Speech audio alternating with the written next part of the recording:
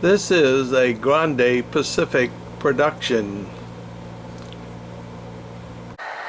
Tonight we're at Brian Helms' home in Austin, Texas, and this is Brian. And Brian, what is the name of the railroad? The Dallas and Western. This is the Dallas and Western Model Railroad. This is HO scale. And how long have you been working on this?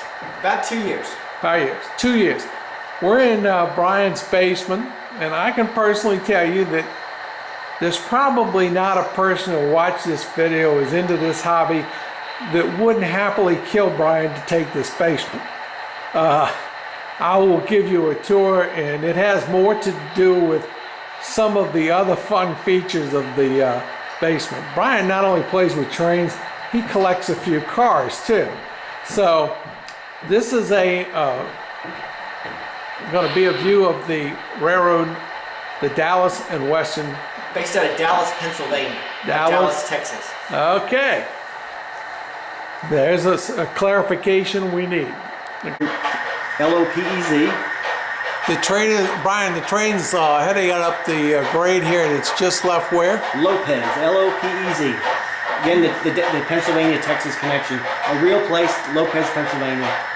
It's now going into the town of Ricketts, which is where the branch line to Genova Lake breaks off.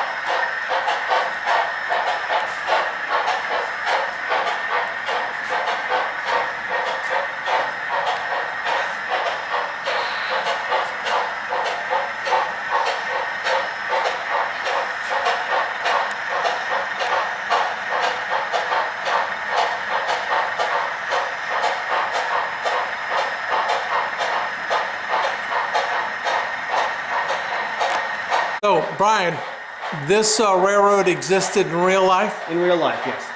And what's the scale distance of the railroad? The model portion represents about 45-mile stretch running west from Wilkes-Barre into the town of Dallas. It was built to reach the coal fields in Bernice, Pennsylvania, and then ran west, connected with the Reading, and then onto the Reading's interchange with the New York Central at Newberry Junction. Okay, and how many feet of track do you have? The main line is 420 feet long, which equates to about 7 scale miles. I'm running my synchronized fast clocks at 4-to-1 because I have a 6-to-1 selective compression. Okay.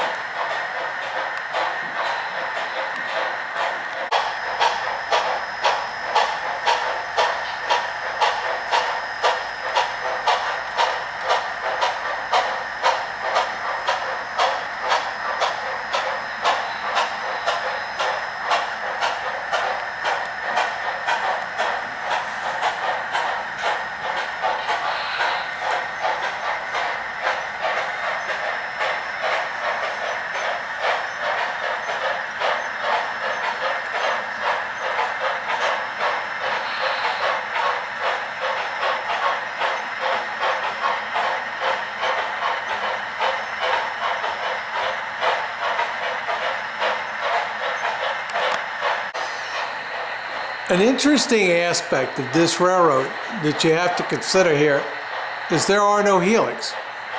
The climbs that you see, being very long, eliminate that need. It also keeps the train visible for a greater period of time. Where the train is going is some structural support in the house for things that are on the upper floors, but it enabled him to break the scenery so that he would be able to have town in the backdrop for a town, whereas in this scene you can't accomplish that.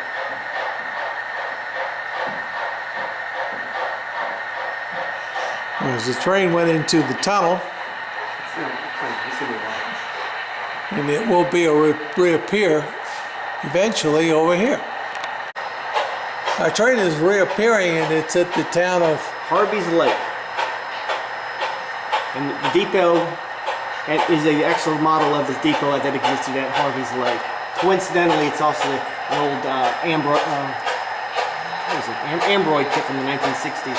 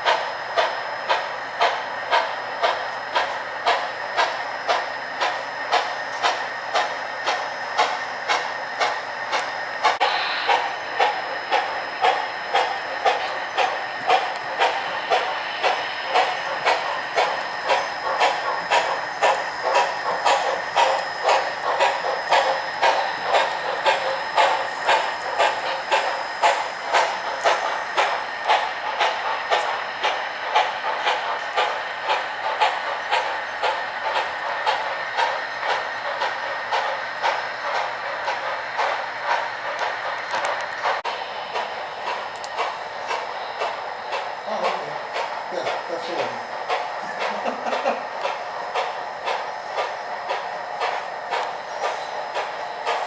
So these are all coal mines? Yes, anthracite mines.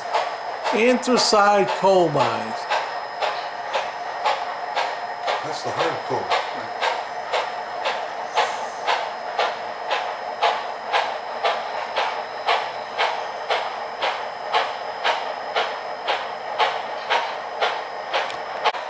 The train's now headed downgrade as it passes over above the. This? No, it's just a branch line staging. You've got 300 feet of staging track on 20 different tracks. And this below here, Brian, is the town of Harvey Junction. Harvey Junction, and we're interchanging with the Lehigh Valley. Correct. And we'll eventually get there.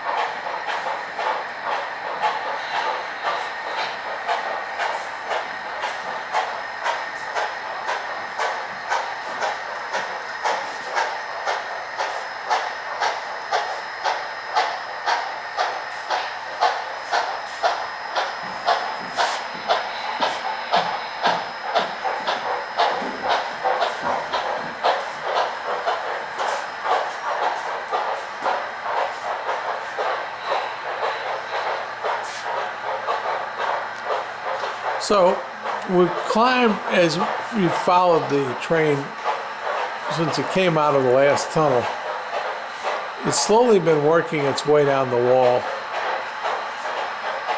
Grade built into the skies behind the grain elevator and various other places, thus avoiding the need for the helix.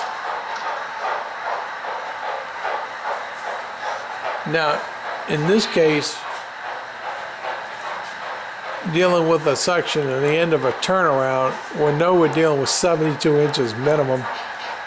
With the space he has on the outside, it would be probably close to 76.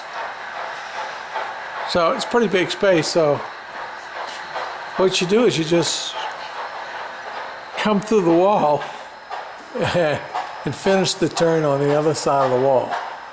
And we're going to come back out here in a minute and cover another aspect. But that's how you take care of saving some space inside the train room.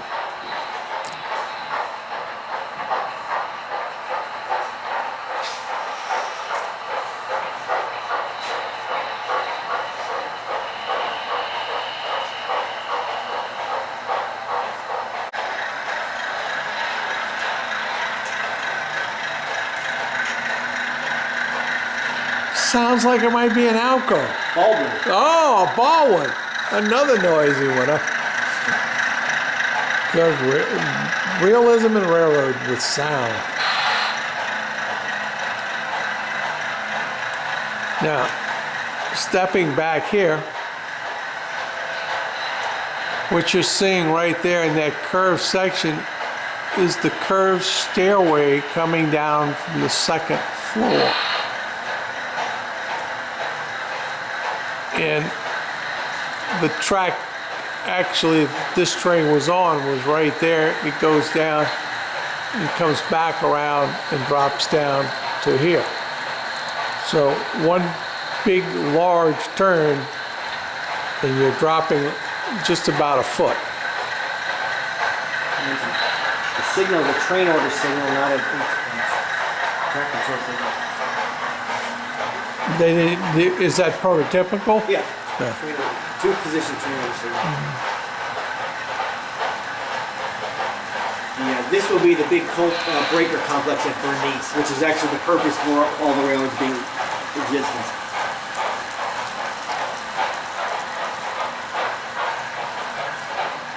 So we talked about the curved section, so you can see these are the stairways.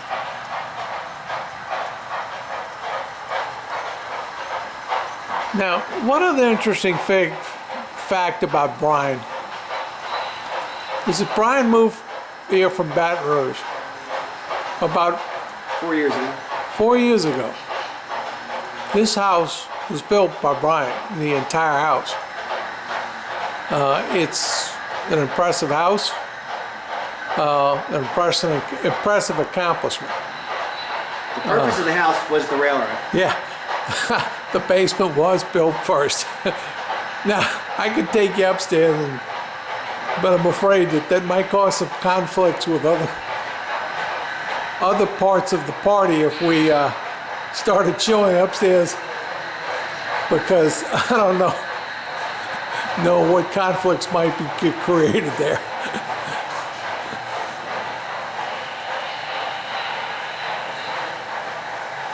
So here's our coal train again.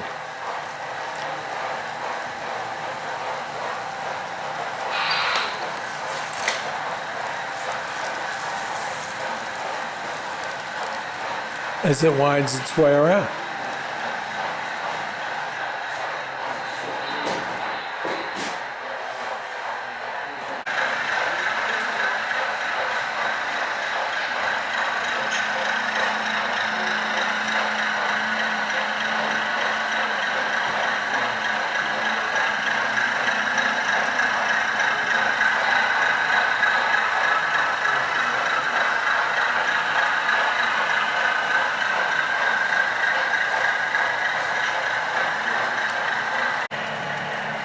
Brian used 10 gauge stranded wire for his bus wire.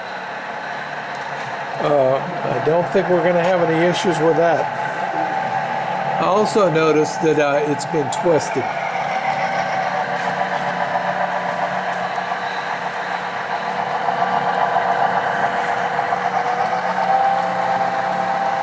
The railroad has 300 lineal feet of staging and 20 staging tracks. There you go.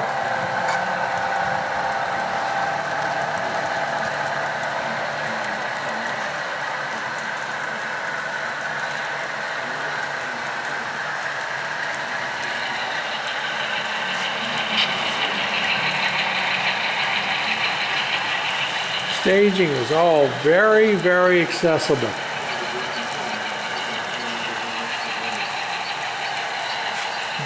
More than enough room to get your hands in here. See too many layouts being built where it's like this to get into staging.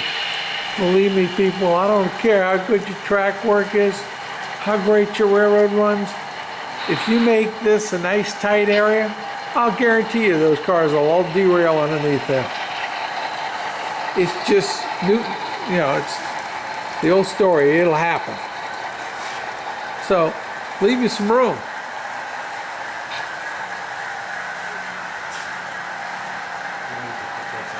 This is the staging yards here.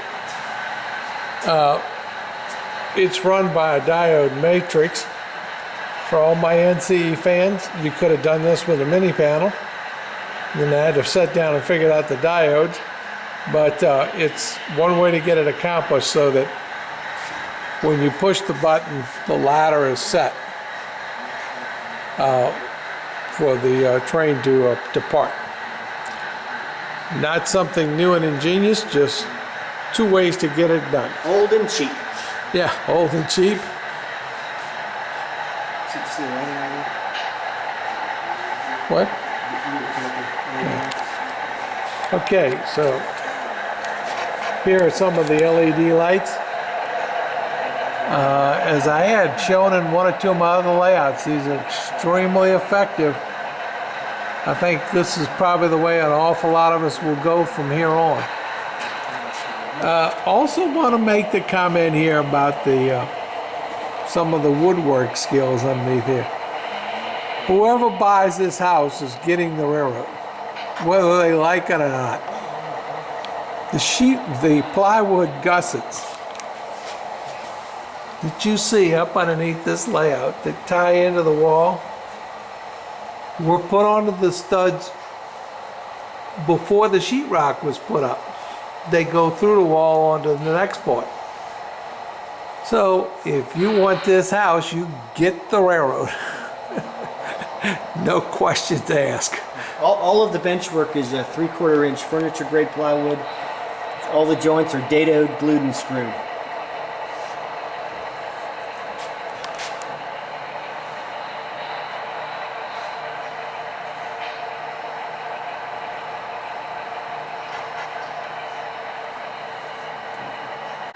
Okay, point here, 51 inches off the floor to this level.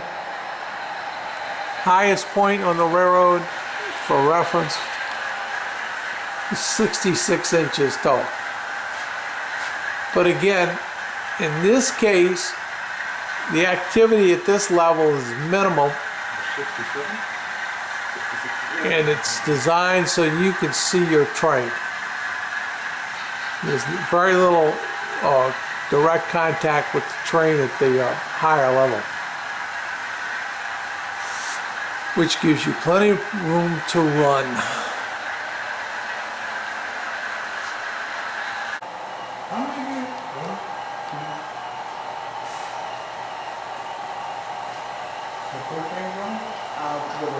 There was three running. 7-hour open house. I had 4 trains just running one the whole time.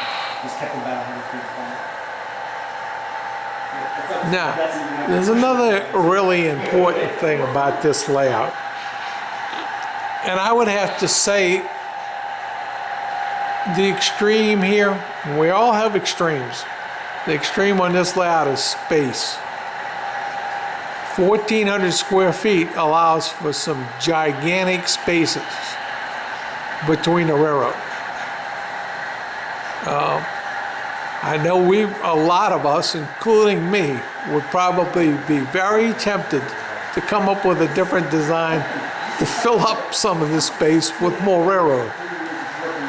I can personally attest to the fact that this is a big railroad, and I'm sure Brian is going to be kept quite busy keeping it running and finishing it. He's in the city of Austin. In this area, there are some really fantastic modelers, and there are a number of them. And he does get some help, but again, space, lots and lots of space. So if you come down here to run and have an operating session, you won't be bumping into anybody.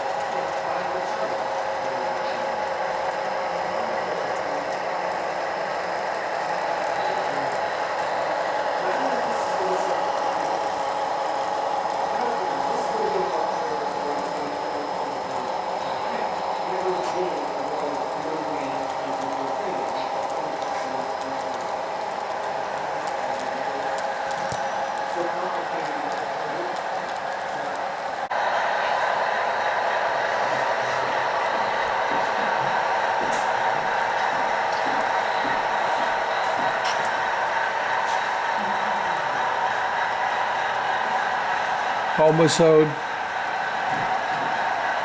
cut, or roadbed.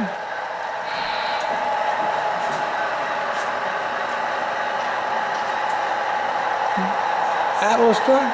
Okay. Atlas track? Atlas Flex Tracks, Walther's Shinohara trains. I can remember when Brian bought all the track by the cases from a company that's no longer in business. In the era that's gone by in price.